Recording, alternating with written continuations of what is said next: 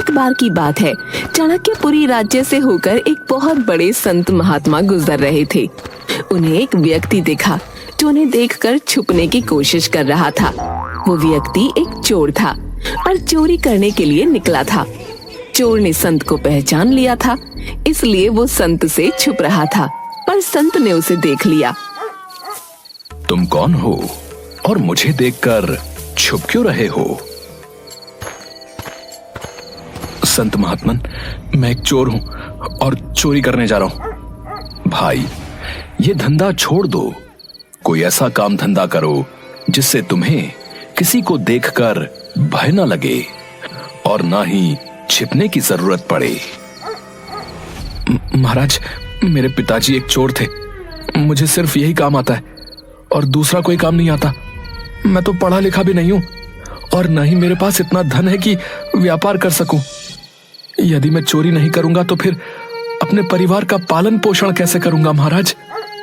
चोरी की बात सुनकर संत कुछ क्षणों के लिए मौन हो जाते हैं, फिर बोलते हैं, ठीक है, अगर तुम्हारे पास कोई और काम नहीं है और ये काम करना तुम्हारी मजबूरी है तो तुम बेशक ये काम करो, लेकिन मेरी एक बात मान लो। महाराज, मैं जानता हूं आप बड़े ज्ञानी हैं, मैं आपकी बात जरूर मानूंगा। आप आज्ञा कीजिए। तुम पहले वादा करो कि तुम मेरी बात मानोगे। महाराज, मैं वादा करता हूं, आप जो भी बोलेंगे मैं आपकी उस बात को जरूर मानूंगा। तुम किसी भी परिस्थिति में झूठ मत बोलना, सदा सच बोलना, तुम्हारा कल्याण होगा। अगर मैं झूठ नहीं बोलूंगा तो काम कैसे चलेगा? परंतु अब तो मैंने आपसे वादा कर दिया है, तो कुछ भी हो जाए मैं अपना वादा पूरा करूंगा महाराज। संत अपने रास्ते पर आगे चल देते हैं और चोर भी चोरी करने के लिए आगे बढ़ जाता है। थोड़ी दूर पर उसे एक दूसरा व्यक्ति दिखता है और वो फिर से छुप जाता है। वो व्यक्ति चोर से, तुम कौन हो भाई और इस समय कहां जा रहे हो? चोर मन ही मन विचार करता है, झूठ तो मुझे बोलना नहीं है, इसलिए सच बता देता हूं, जो होगा देखा जाएगा। मैं चोर हूं और चोरी करने के इरादे से अपने घर से निकला हूं। तुम कैसे चोर हो जो स्वयं ही बता रहे हो कि मैं चोर हूं? क्यों हंसी कर रहे हो मेरे साथ? तुम अवश्य ही कोई सैनिक या गुप्तचर मालूम होते हो। नहीं, मैं मजाक नहीं कर रहा हूं, मैं वास्तव में ही चोर हूं और चोरी करना मेरा धंधा है। भाई, चोर तो मैं भी हूं, परंतु अभी नया नया ही काम शुरू किया है। अच्छा हुआ जो तुम मिल गए। क्या आज मैं तुम्हारे साथ चोरी करने आ सकता हूं? मुझे चोरी करनी सीखनी है। ठीक है, जो मिलेगा दोनों मिलकर बांट लेंगे।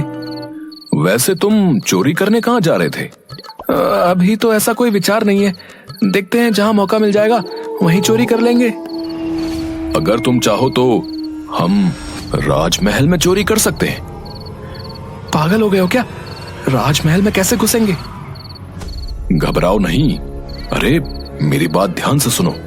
मैं पहले राजमहल में नौकर था, परंतु महाराज ने एक छोटी सी बात पर नाराज होकर मुझे नौकरी से निकाल दिया और आज उनकी वजह से मुझे चोरी करने की जरूरत पड़ रही है। अगर महाराज ने तुम्हें निकाल दिया तो तुमने कहीं और काम क्यों नहीं ढूंढा? क्योंकि राजा ने मुझे अपने महल से निकाल दिया तो किसी दूसरे ने मुझे काम देने की हिम्मत नहीं की और इसलिए मजबूरी में मुझे यह धंधा अपनाना पड़ रहा है। चोरी करना अच्छी बात नहीं होती, समझे? फिर तुम क्यों चोरी करते हो भाई? मुझे चोरी करने के अलावा और दूसरा कोई काम नहीं आता है और ना ही मैं पढ़ा लिखा हूं, समझे? इसलिए चोरी करना मेरी मजबूरी है। इसका मतलब हुआ कि हम दोनों ही मजबूरी में चोरी करते हैं। देखो, मुझे राजमहल के एक एक गुप्त द्वार का पता है। चलो, आज हम राजमहल में भाग्य आजमाते हैं।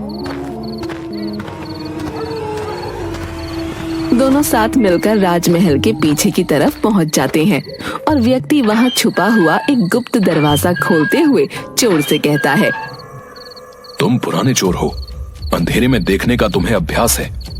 इसलिए तुम अंदर जाकर सारा माल इकट्ठा करके ले आओ। मैं यहीं पर पहरा देता हूं। इतने बड़े महल में मुझे कैसे पता चलेगा कि सारा धन कहां पर रखा हुआ है? तुम इस द्वार से अंदर जाओगे तो तुम्हें एक बड़ा कमरा दिखाई देगा। वहां पर बहुत सारे संदूक हैं, लेकिन मुख्य द्वार के पास दाहिनी तरफ जो एक बड़ा सा संदूक रखा है ना, तुम उसे खोलना, और उसे खोलने के बाद उसके अंदर तुम्हें एक चरखी दिखेगी। तुम उस चरखी को घुमाओगे तो वो मुख्य द्वार खुल जाएगा। भाई, तुम्हें तो सच में महल के बारे में सब कुछ पता है। उसके बाद तुम उस मुख्य द्वार से अंदर जाना, और उस कमरे के बीचों बीच तुम्हें एक और संदूक दिखेगा। तुम उसे खोलोगे तो उसके अंदर तुम्हें चाबियों का गुच्छा मिल जाएगा। दूसरे दरवाजे के बाईं तरफ बक्सा दिखेगा, जो देखने में सबसे छोटा होगा और एक बड़े से बक्से के ऊपर रखा होगा। चाबियों के गुच्छे में जो सबसे छोटी चाबी होगी ना, उस चाबी से उस छोटे बक्से को खोल लेना। उसमें तुम्हें एक और छोटा सा संदूक दिखेगा। उस संदूक में बहुमूल्य हीरे रखे हैं। बस वही लेकर आ जाना। चोर बिल्कुल वैसा करता है जैसा उस व्यक्ति ने उसे बताया था।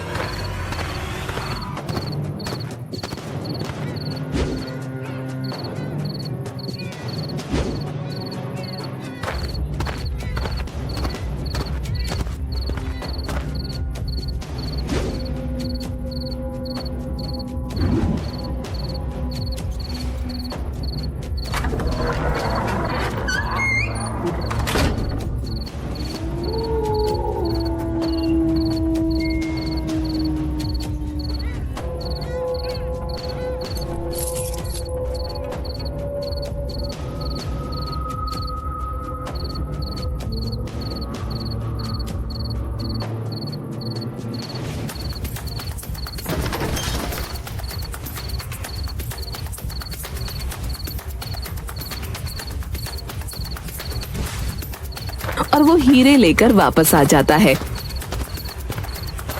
भाई, तुमने जैसा कहा था, अंदर सब कुछ वैसा ही था। हाँ, ये लो तुम्हारे हिस्से का हीरा। मैंने उसमें से 2 हीरे निकाले, एक तुम्हारा और एक मेरा।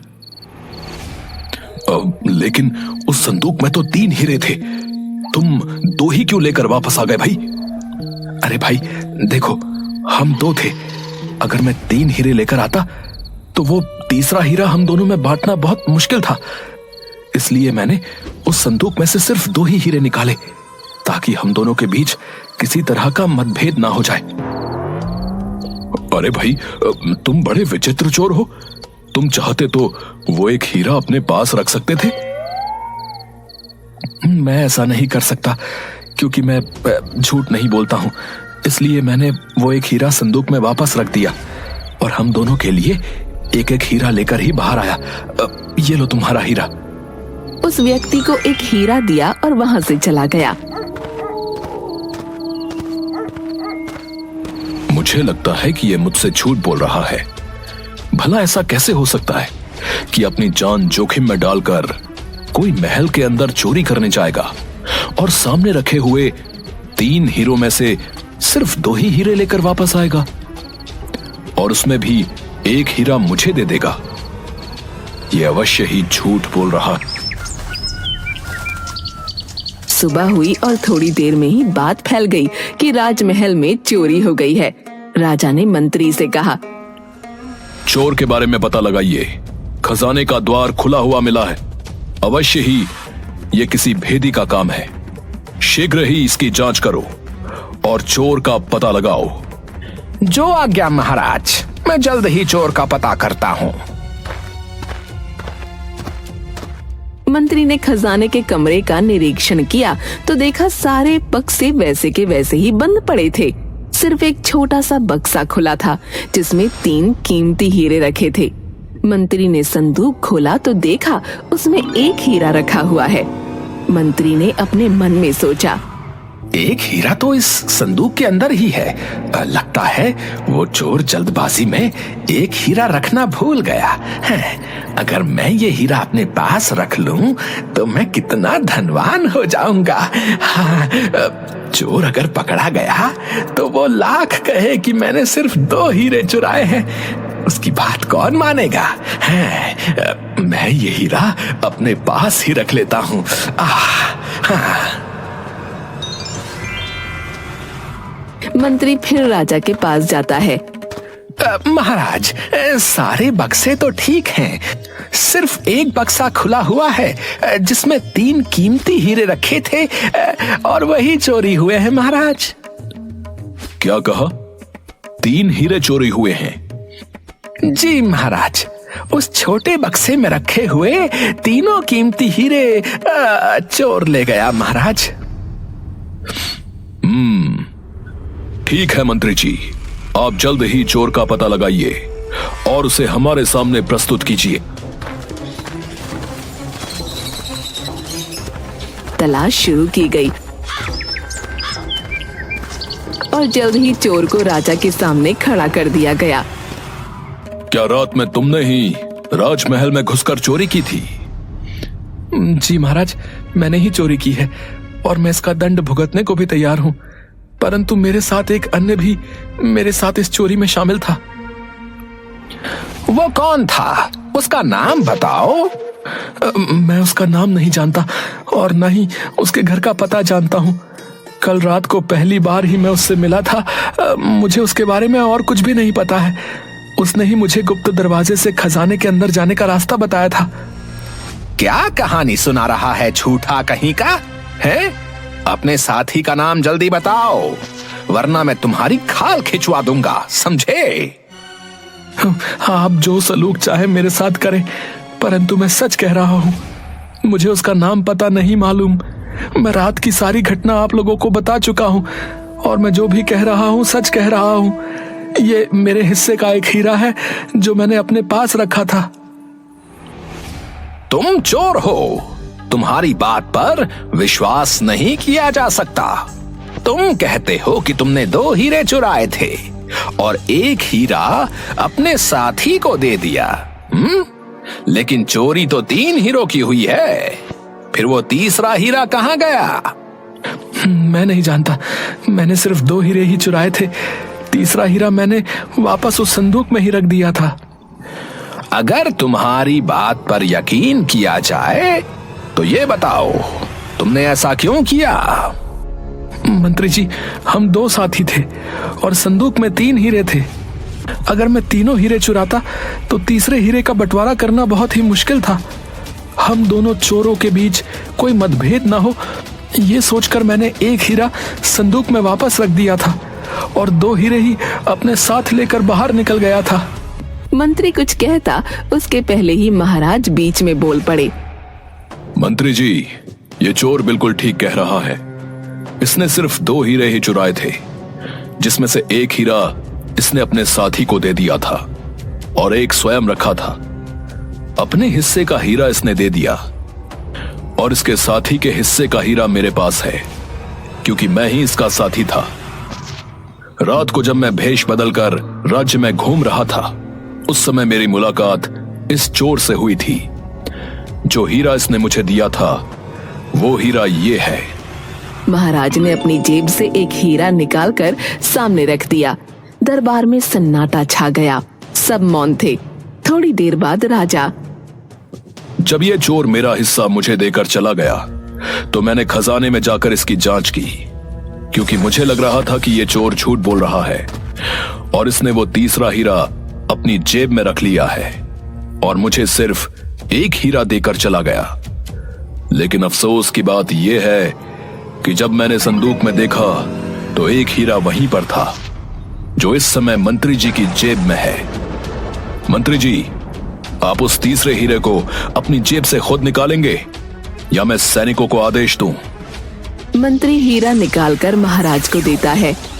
राजमहल में चोरी के अपराध में मंत्री को कारागार में डाल दिया जाए।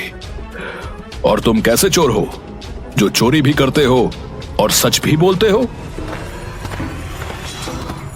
महाराज, मैं एक संत महात्मा से मिला था जिन्होंने मुझसे सदा सच बोलने का वादा करवाया था। क्योंकि मुझे कोई दूसरा काम नहीं आता महाराज, इसलिए चोरी करना मेरी मजबूरी है। मैं तुमसे बहुत प्रसन्न हूं और तुम्हें अपना मंत्री बनाना चाहता हूं। महाराज, आपकी बड़ी कृपा दृष्टि है, परंतु आज मुझे ये मंत्री का पद सिर्फ उन संत महात्मा के वचनों द्वारा ही प्राप्त हुआ है। इसलिए मैं अपने जीवन का कल्याण करने के लिए उन संत महात्मा के पास ही जाना चाहता हूँ और उनकी ही सेवा सुमिरन में अपना बाकी का जीवन व्यतीत करना चाहता हूँ महाराज। उन संत महात्मा से हम भी मिलना चाहेंगे जिन्होंने एक चोर को उसके अवगुण के साथ उसको इतना गुणवान बना दिया। ऐसे संत को हमारे राजमहल में होना चाहिए। यह हमारे राज्य के लिए बहुत ही हितकर होगा। राजा के आदेश पर संत को ढूंढा जाता है।